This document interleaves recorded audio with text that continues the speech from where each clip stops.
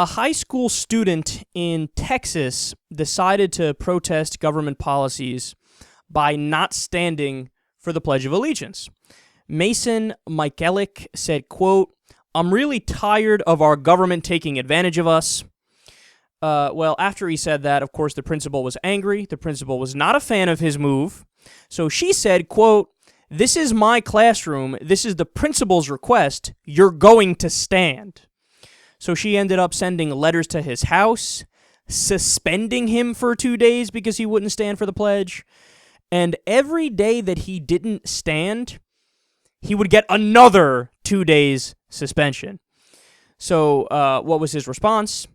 He basically said, "Okay, go ahead, suspend me. I don't care." Quote, "I think it's time people start doing something for themselves and stop just taking whatever is handed to them. I'm angry and frustrated and annoyed that they would try to write me up for something that I have the right to do." So who's right in this case? Well, actually, it's frustrating how black and white the situation really is because, quote, "In 1943, the Supreme Court, in the case of West Virginia State Board of Education versus Barnett, ruled that persons may not be compelled to stand and observe the pledge, writing, quote, "If there is any fixed star in our constitutional constellation, it is that no official, high or petty, can prescribe what shall be orthodox in politics, nationalism, religion, or other matters of opinion, or force citizens to confess by word or act their faith therein." Man, I love that quote. The principal could not be more wrong.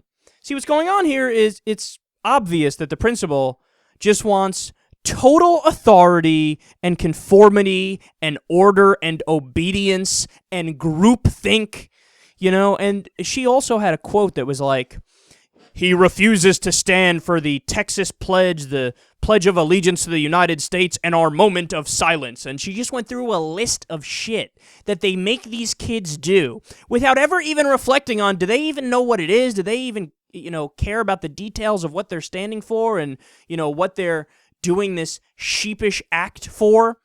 No, they didn't pay any mind to that point. It was just like, he's not falling in line and doing as I say.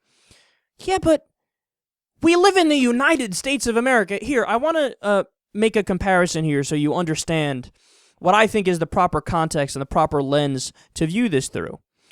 Imagine looking at a picture of Saudi Arabia in a classroom there, and all the kids are standing up and they're holding a specific pose, whatever their pose is, whether it's bowing to head or, some sort of hand symbol or whatever, some gesture. And they're standing there and they're singing along to their national song with the picture of the Ayatollah at the front of the room and the flag there, and everybody's just unanimity and uniformity in what they're saying. And if we saw a video of that, we would be like, holy shit, they're indoctrinating their youth. If we saw a picture of that, and we have, out of North fucking Korea, it's like, ring the alarm bells, let's set up the missile defenses, these guys are absolute lunatics, look at what they're doing. But for whatever reason, we're totally incapable of turning that lens around to us and going, okay, let's look at ourselves through the eyes of a foreigner or an alien, space alien who would come down and look at this and see what's going on. What would the reaction be? They'd be like, what the fuck? Really? This is how you guys think? So you don't think. You all just fall in line and recite the thing that the dear leader tells us to say this and that.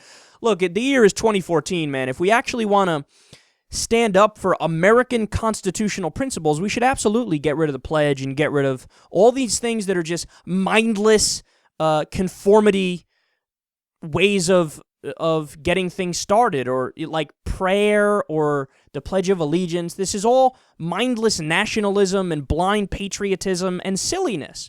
No, we should be fostering people to be strong, independent, rational thinkers. We should make people in America actually use their mind and not have this sheepish approach to life. Again, that's totally against the founding principles of the U.S.